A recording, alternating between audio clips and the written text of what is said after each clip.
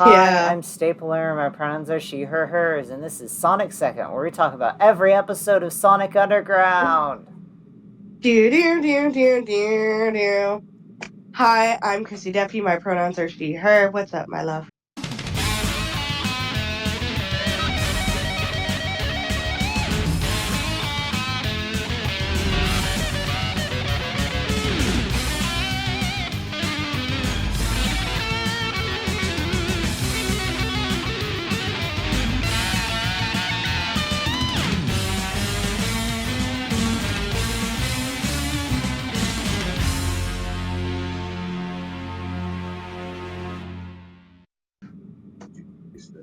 My husband is bringing me a weird concoction of food. But welcome to Sonic Underground. It's in the image. This is some spicy chickpeas.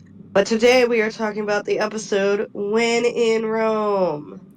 Yes, it is the 18th episode based on the production code from the YouTube channel that I downloaded onto my computer, and it was written by Jen Lanson.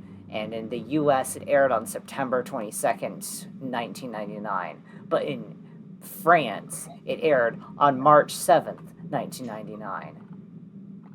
Wait, it's the 18th in airing order or production code order? The wiki says airing order, but it's the production code based on the YouTube thing that I downloaded, because my file is Okay. called Sonic Underground 118. Okay. Yeah, I don't know why the wiki says that 18 is the airing order, because I don't think that's right. Who knows? Yeah, the wiki does It's that good. for like the other Oh, episodes which bread too. goes with this better? Oh, okay. Sorry, I can't hear. You didn't want to type. Right, that's one of the things you mentioned. Yeah. Weird. So this is one of those rare occurrences where Alina does not have an episode line. On to episode titles. Oh, right, I forgot about that part of the show. Oh, do you have any new? I like this one. That bread. I don't have any. Sorry, my husband brought me some. Can you make me a bowl of that? That was good. Thank you. I don't know. I don't have any new Sonic developments in my life. I still have yet to go to the Sonic Speed Cafe here. I don't know if I talked about it last episode, but it's open. Because Okay. I was editing it last night. Cool. Yeah, I'm supposed to go this weekend, but I'm still feeling really sickish, so I'm probably gonna forego, sadly, and just go next weekend. And also, my husband has work tomorrow, so no new. Oh, the Sonic Magazine fan project I was working on comes out on the 1st of February. I guess That's now that I new. think about it, today I listened to Sonic Weekly, because for a while I stopped listening to Sonic Weekly, but I've been listening to it again. It's good. Yeah. Yeah, it's nice to have a routine. I just know, like, I remembered I got a notification like, hey, because, like, I finished my submission for this Manic the Hedgehog fan magazine collab forever ago, and I was like, cool, all my stuff submitted as far as I can recall, and they're just like, cool, it comes out February 1st. Have you listened to Sonic Weekly before? No, I do not think so. Okay. I just kind of, like, dabble. I know I found they're called Chalk Eaters. They made a song called Shadow Wick, where it's Shadow and John Wick singing together, and Smash did an animation for it. So I found that, and I've been listening to that. It was funny. Yeah. Wow. I feel like you mostly listen to true crime, huh? Yeah, true crime and a lot of music. I kind of I read a lot of fan fiction, but I haven't really been reading. Like, I did a comic strip based off of, like, some Tumblr quotes I found. and one of which was about Tails, and I'm just like, this one's great, and Oh I'm gonna have my yeah. husband voice act it. About reading, you mentioned that you did a lot of rereading the same thing as a kid. I kind of do that between library books. So I maybe I don't rewatch a lot of stuff anymore, but I do a lot of because I wait Yeah. for the library books to come in. Anyways, international Yes. titles of this episode, because it was run in Roman English. In French, it's Will Worthless Will Wothes Possibility is how it's spelled, but I don't know if Yes. oh wait no it does say worthless. Okay. Yeah, Will Worthless Possibility. I don't know what that means. Will Orthez possibility. I do not know. That is a weird translation from France. Yeah. In German, it's like in ancient Rome. But then in Yeah. Italian, it's a test of courage. Persian, when you are in touch. Polish, Roman adventure. Portuguese, in Rome. Russian, all roads lead to Rome. Spanish, as it happened in Rome. And then Portuguese, wait, no. Wait, I already. Romanian is Yeah, the same Romanian as the is the same English. as English. But I find it interesting. So, do you know where Rome is? No, I have no geography skills. It's cool. I also failed geography. Rome is a city. I believe it's a city or it's its own state. It's inside of Italy. Rome is in Italy. So I find it hilarious that Italian does not mention Rome in it. And Yeah. Persia, I have no idea where Persia is on the map. So I've got nothing for them as to why Rome is not mentioned. But because Rome is this very Christian, I don't know if it's its own country or not. Somebody told me it was. Somebody told me it was like this very, because the cathedral, the Catholic center is in Rome. It's at the Roman Catholic Church, which I believe is called the Vatican. And it's Hmm. this very important center, and it's inside of Italy.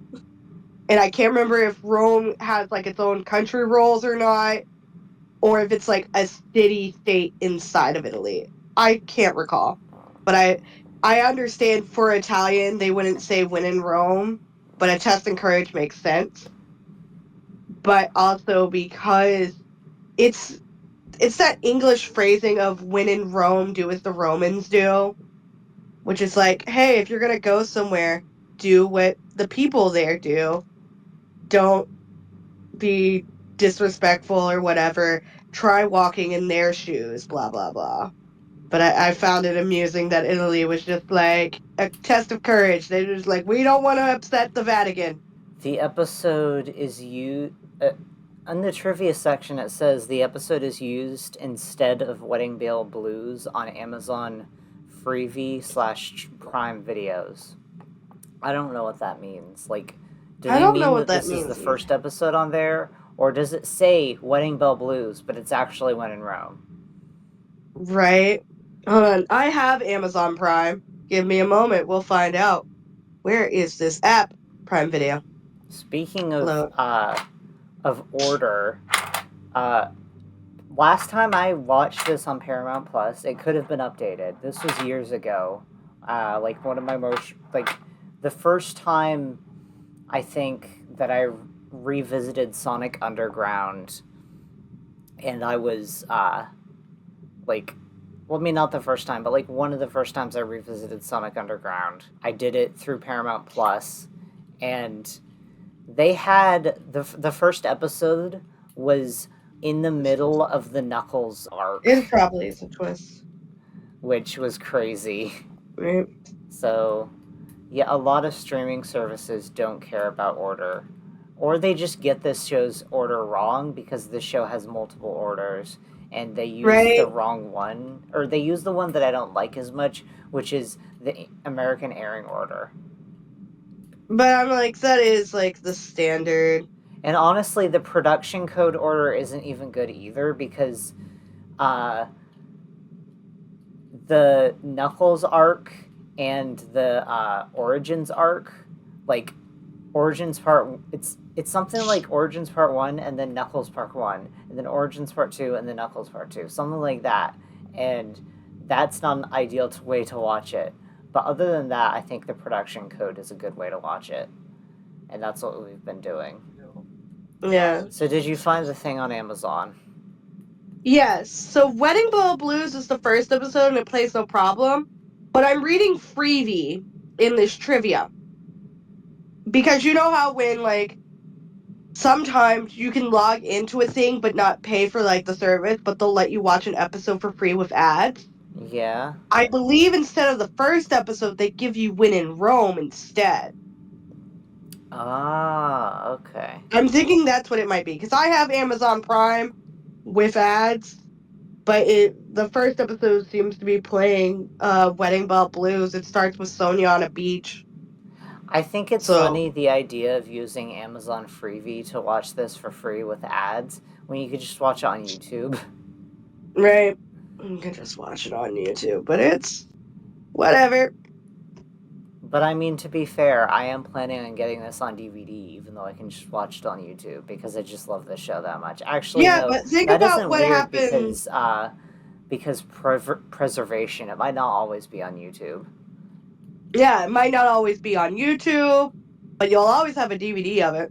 Yeah. Like, I used to have a DVD of the Sonic OVA before my mom put all of our things in storage. And I wish I still had that DVD, but I don't.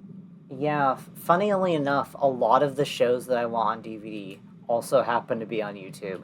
And a lot of shows I have on DVD, same goes. Because I have Yeah. Gem on DVD, and that is illegally on YouTube, so I don't know if that really counts. But I also have She-Ra, which is officially on But YouTube, also, I think. it also helps when you buy the official thing because it lets the company know, oh, there is a market for this. Maybe we should do something else with this property or re-release like a special edition or something. Yeah. And I also plan on getting the Mario Super Show on DVD because I love that show to death as well. Yeah. So the I episode. bought my dad Batman on DVD, the whole series in Sanford and Son, because we used to watch it together all the time. Oh wow. Yeah. We Eventually, keep I will going get the on. Munsters. We keep going on unrelated tangents. We are okay. Who are the new characters we have for this episode? We have Augustine, Centurion, which is just a SWATbot variant.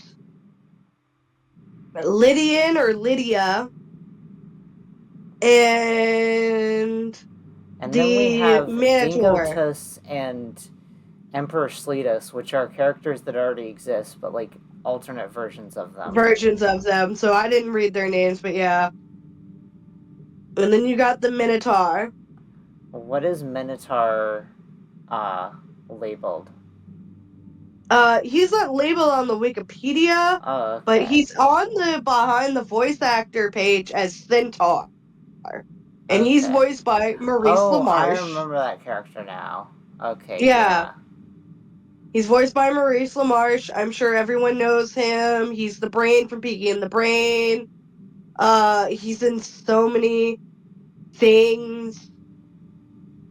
Like, he's in Scooby-Doo as a salesman, a caretaker. Like, the man's pretty much in anything and everything you might have watched. If you ever watched Wreck-It Ralph 2, he's Tapper, the bartender who gives you root beer. He's a gajillion characters in Sonic Underground itself, where he is the Oracle, the Centaurian robot. He is so many people. And he's Bob Bataki in Hey Arnold. I'm just going to give y'all that. And then we have Lydia in A Fruit Carrying Girl in this episode. And they're both voiced by Tabitha St. Germain. And actually, while I'm over here, yeah, the Centaur didn't get his own page for the Wikipedia to look up his other voice actors for other languages. But Tabitha voices Lydia in A Fruit Carrying Girl. And she, based off of her behind the voice acting page. She is in a 2023 to 2024 reboot of Strawberry Shortcake as a character called Raspberry Tart. And like it's like TV shows that are like Strawberry Shortcake and The Beast of Berry Bog. So it seems like short TV shows, but they're all in the same art style. She's in some Lego properties with a couple of voices. I'm just gonna scroll down. My Little Pony, A New Generation, a movie from 2021. She voices Rarity in it. There's a 2021 short of Strawberry Shortcake, same character and several others. Johnny Test from 2021, wasn't aware it got a reboot at some point. A Miss Shush Gabler and an old lady and a couple of others. My Little Pony Pony Life, a 2020 TV show. Spike, Rarity, and a Small Fry. My Little Pony Friendship is Forever, 2020 TV show. So I think she's just Rarity through most of the My Little Pony Friendship is Magic iteration. And in Equestria Girls, she's also Vice Principal Luna, and so I guess she's Luna as well, because I saw Luna pop up on another thing. She's in Ninjago, which looks like Legos again, as multiple characters. Yeah, My Little Pony Friendship is Magic. She's also Granny Smith. Oh. So I find it interesting. She's Rarity, Princess Luna in some iterations, and Granny Smith. This isn't the first time Sonic has had a connection to My Little Pony. Right? She's also several characters in a My Littlest Pet Shop TV show, which I didn't know had a TV show. But that's like really interesting to see. It won't be relevant for this podcast because, or I mean, maybe it will one day if we cover Sonic Prime. But in Sonic Prime, Tails is voiced by Rainbow Dash. Nice. So that's really cool. I didn't even realize that. She's in Lolly Rock as one of the main characters. It looks like called Ariana, and an Aunt Ellen and a Carissa, and a couple of other characters. I forgot that Lolly Rock shared a voice actor with MLP. Yeah. I think she's the orange one. She's in a 2013. Yeah, she was orange. She's in a 2013 Sabrina: Secrets of a Teenage Witch as Hilda, and a couple of other characters. Barbie Mariposa and the Fairy Princess. She plays a character called Willa. I'm just gonna flick my finger all the way down, go to the beginning. Oh, she's in Powerpuff Girls Z. Ooh. She is Lady / Violet of the Aniba Boys. Oh, Miss Keen, Snake / Ivy of the Green Gang. Sapphire, which is Princess's cat. A Poyo or / Quack Duck, and a couple of other characters. But those first four, I'm just like, I recognize all four of you. I find it so interesting that in Powerpuff Girls Z, they added female characters to groups of only guys. Yeah. Oh, she's in Ghost in the Shell. Specifically Standalone Complex as the Tachikoma and the Operator. I have to mention Ghost in the Shell because I love it, but it is a very trippy anime. She's in 2 Care Bears things from 2007 as Cheer Bear. Black Lagoon as Roberta, and a couple of others. Another Barbie movie. Oh, she's in a 2007 My Little Pony movie as a Minty in Wisteria. She's also in The Girl Who Leapt Through Time, 2007 movie. Like, she's in so many things.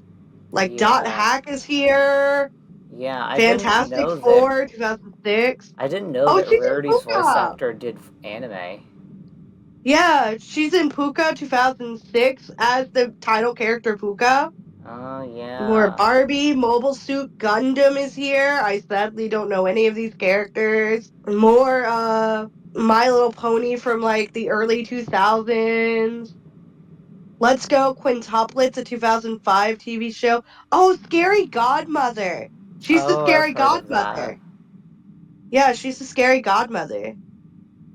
Wow. She's like the main character. Like, she's the title character, at least. Okay. So that's cool. I don't want to rush you, but could you try to wrap up talking about her? Yeah, I'm trying to skim down to, like, the very, very bottom of her page to see what her earliest thing was. And it seems like PBS Marfa Lorraine, which is a dog that talks a bunch, and a 1987 TV show called Alf. Oh yeah, that show. Yeah. So those are some of her earliest works. Oh, she's in the Mario's Brothers 1990 TV show Adventures of Super Mario Brothers 3. She plays Cutie Pie Koopa. Ah, Cutie Pie. Wow. Yeah. I Oh, she's in Ranma and Dragon Ball. I don't know Okay, how we're done because I will be here wow. forever. Oh, she's Okay. in Sonic Christmas Blast.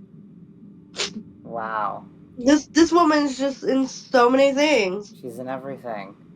And then Lydia's German voice actor is Maria Summer, who played Reika Otori in Digimon Tamers and Yuma Amano in High School DxD. And that's it. We're done with voice acting. Yep. So the episode starts with seeing this red sky with black and there's clouds. So obviously this is a Robotnik place. Yeah.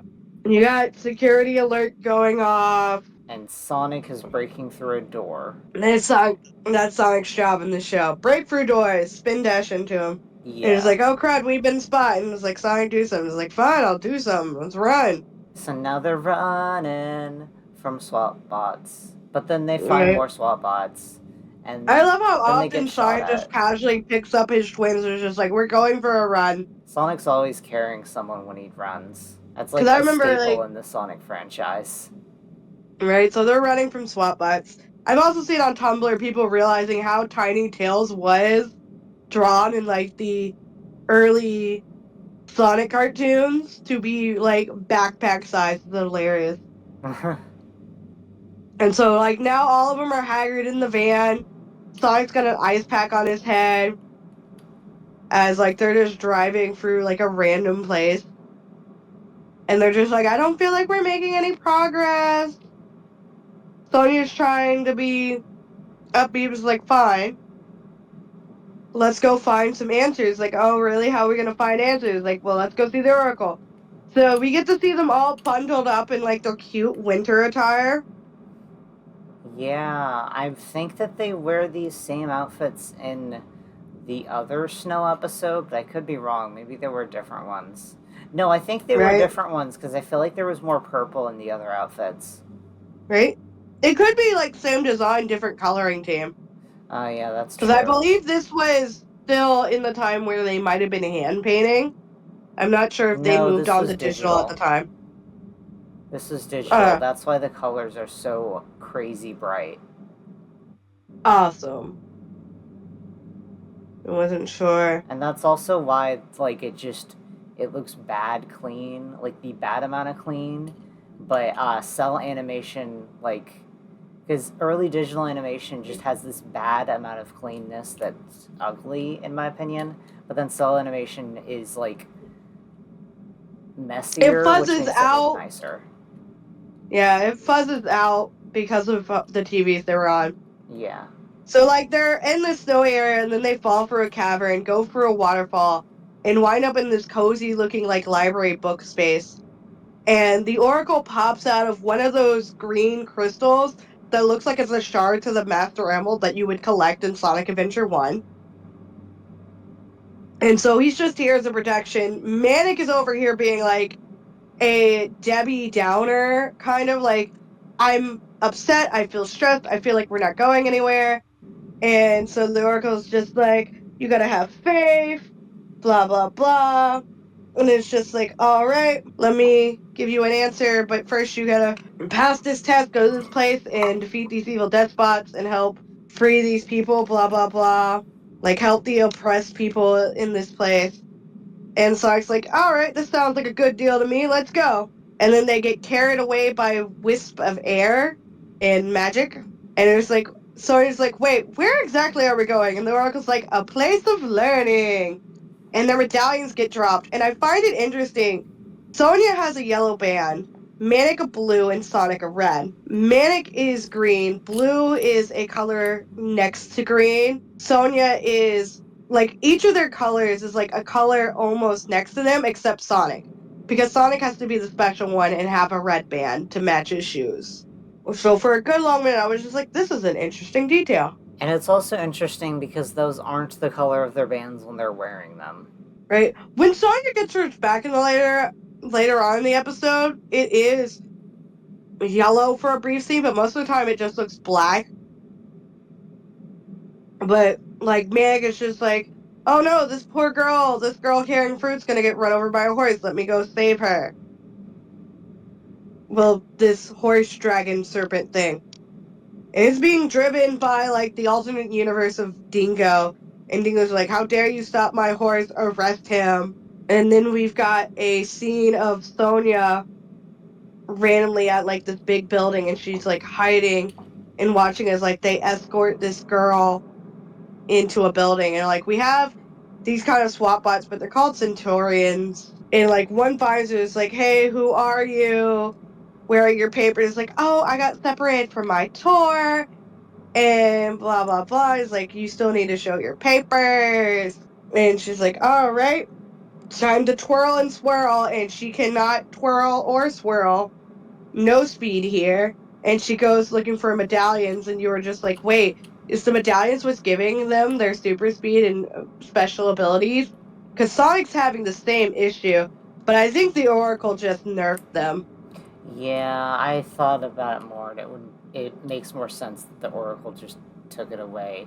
But it also wouldn't be out of the question for the medallions to be what gives them their powers in this version of Sonic, because in the They're Origins always wearing episode, them anyway.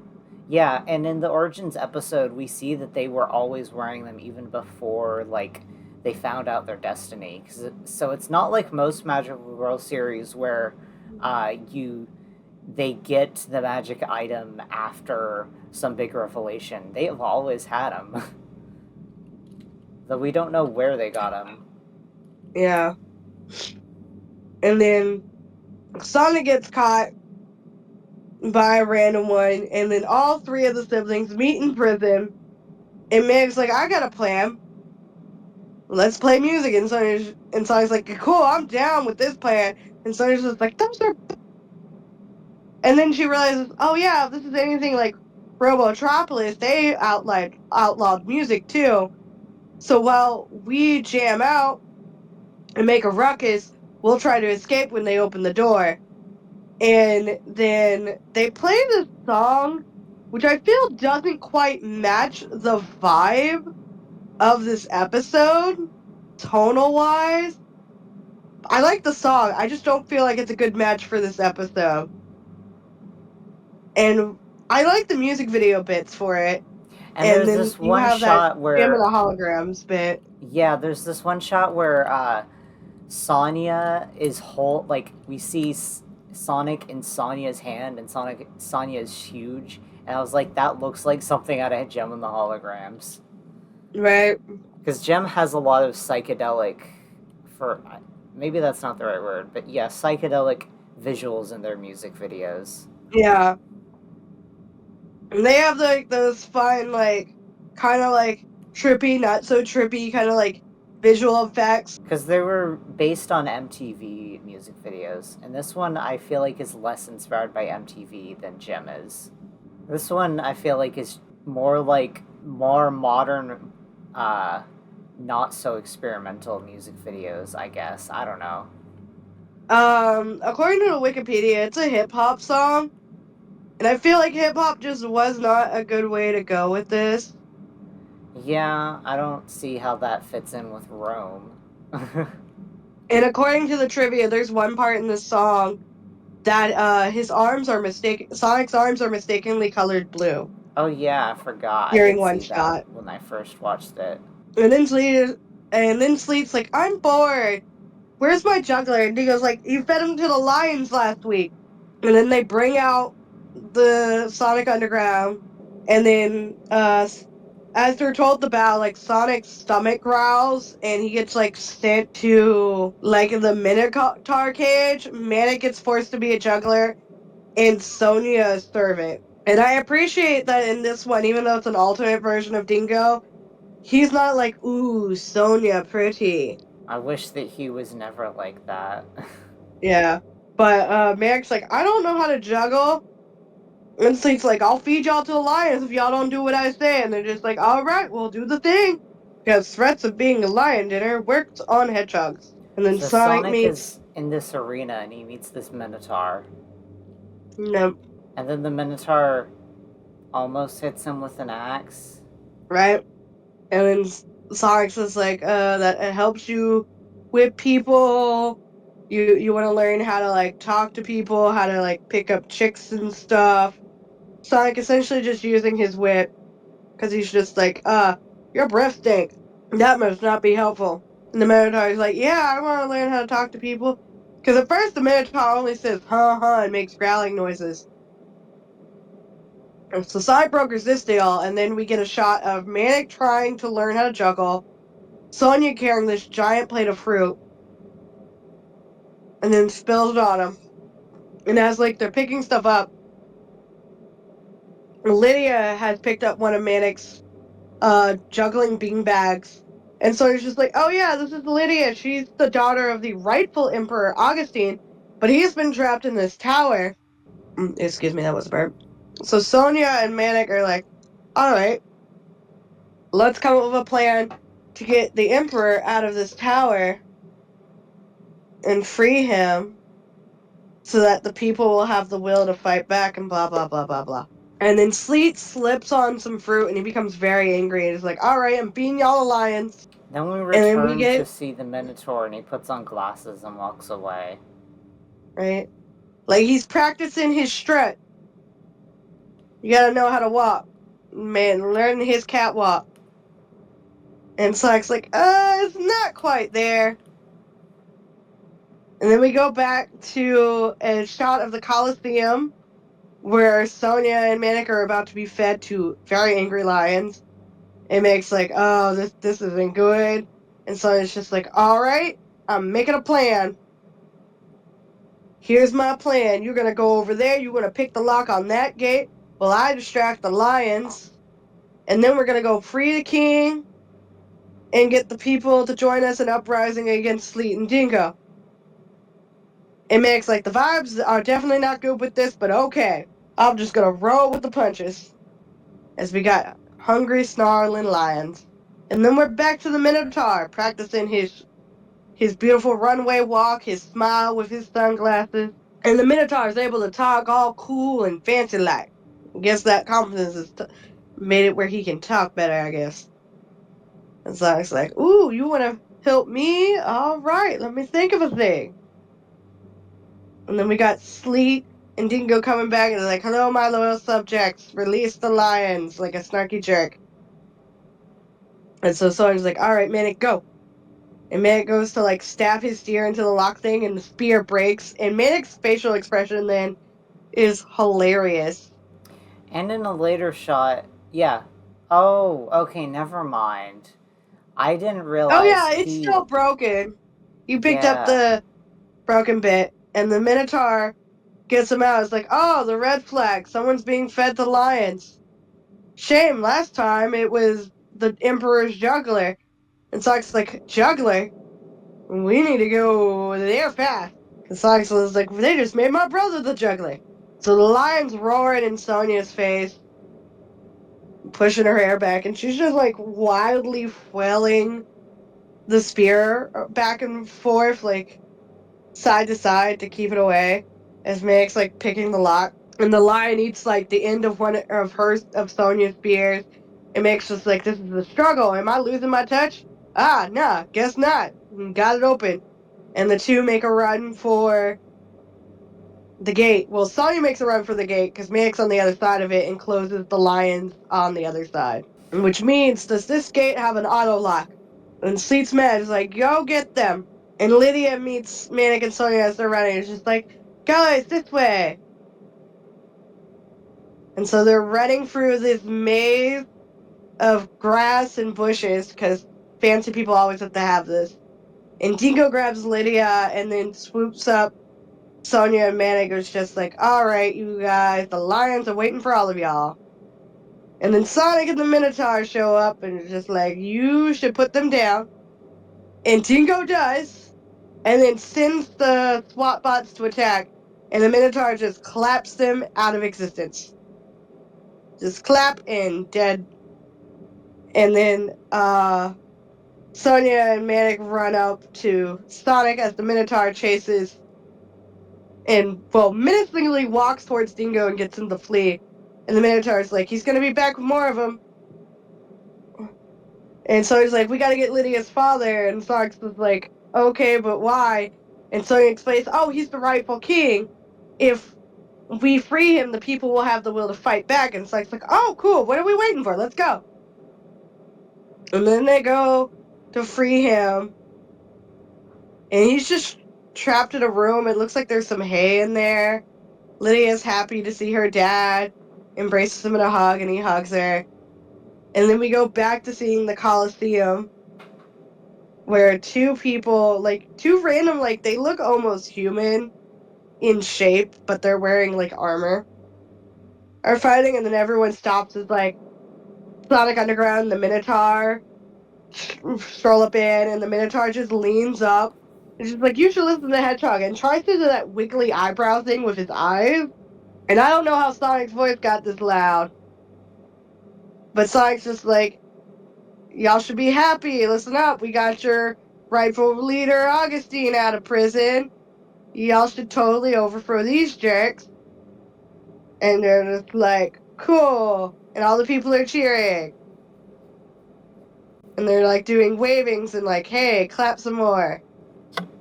And then the Minotaur starts glowing green like the Oracle, and it switches to the Oracle's voice, which is hilarious because they're voiced by the same person.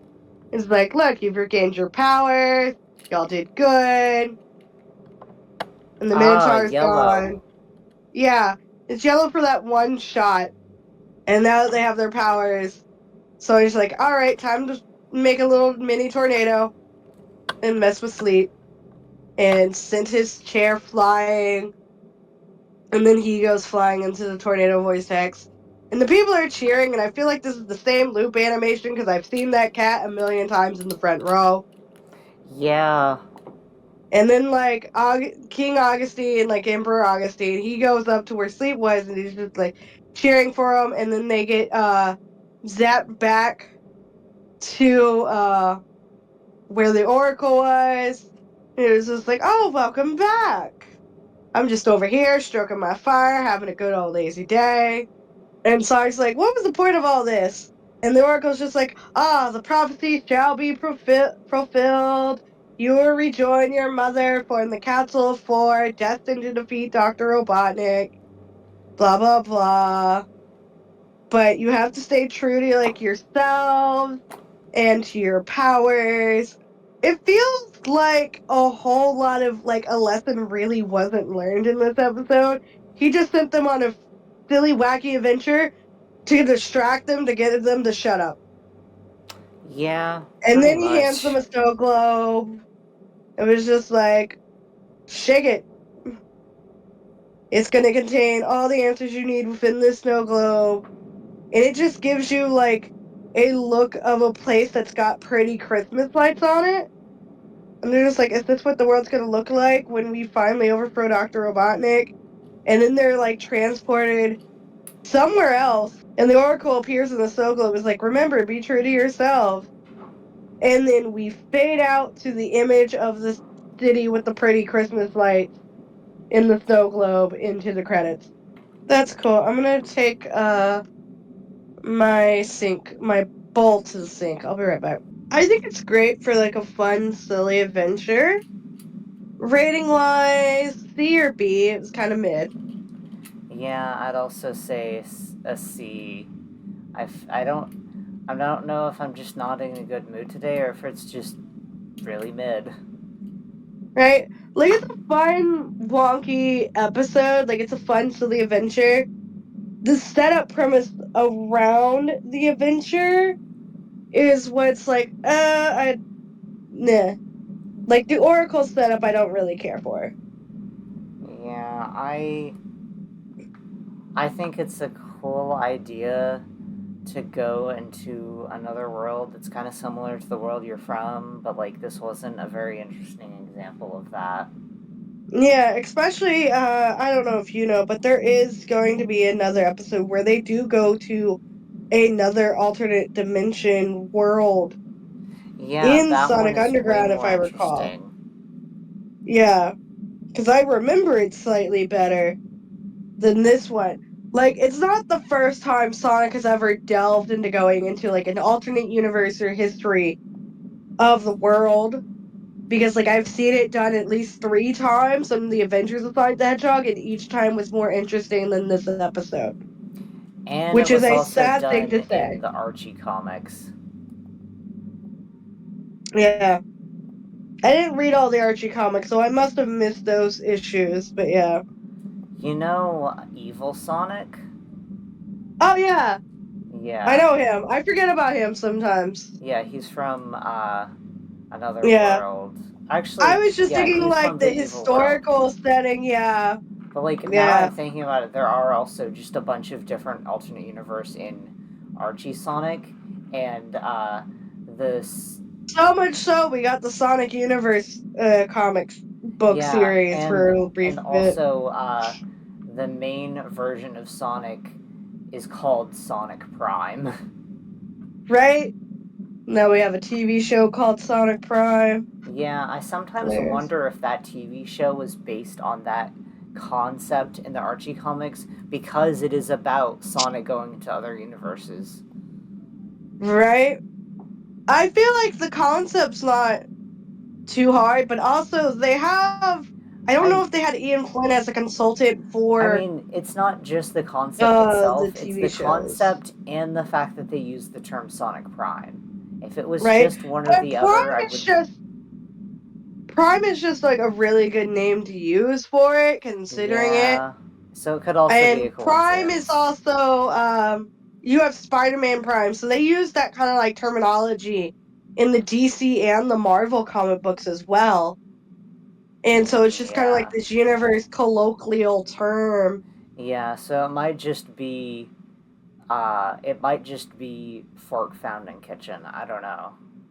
Am I Yeah. even using that term correctly? I'm not even sure because I've never heard that one, but yeah. Because I'm just like, things can be very Parallel similar thinking. but be uninvolved, yeah. And then you've got they brought Ian Flynn, who worked on the Archie comics. He's now the lead writer for the IDW comic books. And they brought him in to work on scripts for Sonic Frontiers and for Sonic Shadow Generations. I don't know if they would have brought him on to do some concept thinking for uh Sonic Prime. I heard that he It's was really interesting, I heard that he but was credited as a consultant on Prime or something, but yeah, I also heard that he said on his podcast that he wasn't, but I don't know what episode he said that on, so I can't confirm. right? Because like I know my main concern is Ian does great work and I love what he does from what like media and stuff I've consumed of his work. But at the same time, I don't want it all to be leveled and sitting on just him alone, you know? I don't want him to be the only writer in the room with no new writers willing to come in or say something that might contradict or he might not enjoy. Yeah, I agree, That but that's I don't my think main that's what's concern. happening. Hopefully not, but I found it interesting. Like he's been brought in on a lot of other Sonic property work outside of the IDW comics, and I know Saga of America officially hired Evan Stanley as well, and she's a writer and an artist on the IDW comics. Yeah, I So think that Ian isn't working on IDW. I mean, like, he still works on it sometimes, but I think that he's more focused on other stuff now, and so it is mostly Evan Stanley being the head writer of IDW now. yeah, Um, I know Evan Stanley got hired on officially as like the Sonic the Hedgehog lore team. ah, nice. Yeah. So So they're officially hired because I use she, but I don't know Evan's pronouns actually. I think I read I she her always at one hear point. people use she her on Evan Stanley. I Yeah, would have used he him by default because I thought that Evan was a male name. I saw Evan, and I think there was something they wrote because I've been following them on DeviantArt for years. Like Ghosts of the Future, like chapter 2 or 3 of that comic book, and I think something they said she. They used a she pronoun referring to themselves or other people, and so that's what I picked up. But I don't know. I don't think I've ever seen an actual photograph of them. But I've been following a lot of the people who are working on the Sonic comic books. I followed on DeviantArt years ago, watching them make fan art, and I'm very happy that they got hired to work on something they absolutely love for a franchise they love. And I'm happy they get to like lend their talents to that and shape what it is today. And so that makes me happy for them. But I a lot of what I've been seeing, it's a lot of Evans. Ian Flynn is working on a lot of stuff, doing like a lot of the writings for the games, and I'm just like, I hope it's not just him and they've got like other people because I don't want everything to be samey. And then I had one friend go on a long rant because he's like, Sonic's supposed to be a jerk, and like they're sterilizing things because like he's used to like the older version of Sonic where he was like just cool and just a jerk. So he absolutely hates the Sonic movies. And I'm just like, it's cool. It's also not a franchise geared towards us 30 something. And It's also, geared for like, the 10-year-olds. that version that he grew up with, that is an American version of his character. I mean, like, he kind of Right? was like that in the OVA too, but still, like, that's an American specific thing. So it's not like he actually changed. It's there's new interpretations because in the video games he had no personality at first until Sonic Adventure. Right?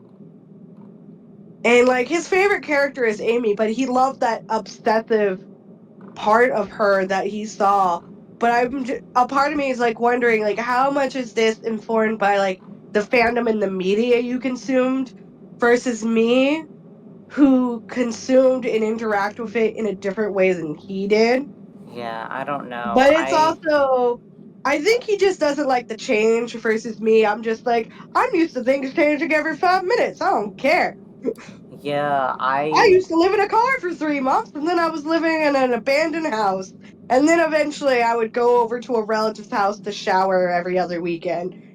So I'm yeah, just like, and I don't care. I've Sailor Moon had always 3 different voice actresses. I've always understood the concept of franchise changing. I mean, that's literally what Sonic is. Like, I grew Right? up with the You 3D Sonic change. cartoons, and they were all so completely different. I was like, yeah, okay. I read a random Sonic comic, and I see the Robotnik is being called Eggman now. That's weird, but okay. Like, it just Right? things that's just how it is, and I've never really understood the idea of being a purist. I mean, sometimes I kind of get it. Like when I first saw the IDW designs for Gem and the Holograms, I was like, those aren't Gem and the Holograms. But after I read it, I was like, actually, these are really cool designs. I like this version of the series. You Uh, also got to consider like what is like the archetype of these characters and how can you expand on certain aspects. Like instead of like Amy is in love and devoted and is still a Sonic fan, it's just that's not her only thing. She loves all of her friends and she likes fortune telling. Sonic's not her end all be all anymore because oh, like she is a 12-year-old girl. you mentioned Amy. That's another really interesting thing. I sometimes think about the fact that as a kid, I did not know about Amy Rose because I only watched the 3D Sonic cartoons. And so, Yeah. like, when I think Sonic X was the first time I really knew about Amy Rose. And Yeah. so, but like, she's such a big part of the franchise now, but for a long time, she did not exist to me. Right? Because like you didn't see Sonic CD. I Yeah. believe so. My first introduction to Amy Rose would have been the early 2000s. I have really bad eyesight and horrible hand-eye coordination. And the Okay, doctor said, actually, oh, sorry. yeah, the doctor told my parents, have your child play video games. It'll fix the hand-eye coordination.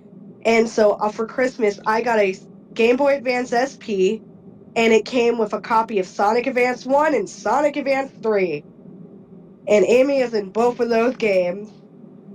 So I think I was introduced to Amy through that, and then through Sonic Adventure 1 and 2, and the gym collection had Sonic CD on it. So I spent a lot of time reading manuals and forming my opinion of them that way until I saw Sonic X. Yeah, so I want to correct myself. I think Sonic X was like the first time I really noticed Amy. No, that's not true. I just remembered that I played random 3DS Sonic game, and I think I saw Amy in there. But like, that was the first show I watched with Amy, at least. And Yeah, because the also, first show to ever have her in it as well. yeah, and also, I watched. I did play Sonic CD, but I didn't like notice her, like, because I played a mobile version of it, and and that was like. So it wouldn't have had the animation with her. No, I think it did have the animation with her, because the mobile version like had the restored animations. And also she appears in the game too. I think like she has a sprite. She does. You see a sprite of her in the game. Yeah, like Maybe like you were just young and mobile you're just version like, of the. Yeah, I you were think I probably just just young and didn't pay much didn't. attention to her. Yeah, I think I just didn't really care because she was such a small part of the thing. Yeah.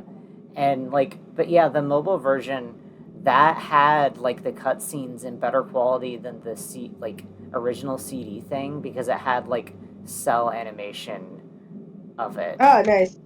I remember playing it on it was like the Sega Mega collection and the Sega Gems collection that you could get for the GameCube. I had both of those games. It was on one of them, as well as Tales of Sky Patrol. Yeah. So, we rated this episode a C. Let me write that down. Yes. C recorded. Okay. Yeah. And then Japanese title for the episode. Oh wait, what did we learn from this episode? Nothing. No, nothing. The Oracle will distract you with a pretty wacky adventure. That's what I've learned. Yeah. Japanese title. Oracle's wacky adventure of distraction. Sure. No, I'm just gonna stay on this little hill. Oh, I do have something new Sonic related. There was a Squishmallow Sonic plush of Sonic and Knuckles both holding hearts on their little chest. I bought them. They were $13 each. They're very cute. They're in my living room right now. Nice. I need to commission I did not someone. find Tails, and I am sad about it. I need to commission someone to make me a Sonya plush because she is one of my favorite Sonic characters. Right. I really like there's like these sitting Sonic plushies that were made by I think Greater Eastern or whatever it's called, and they're really cute, and I want to take one of them apart to make a pattern so I can make custom like little sitting Sonic plushies because they're so adorable.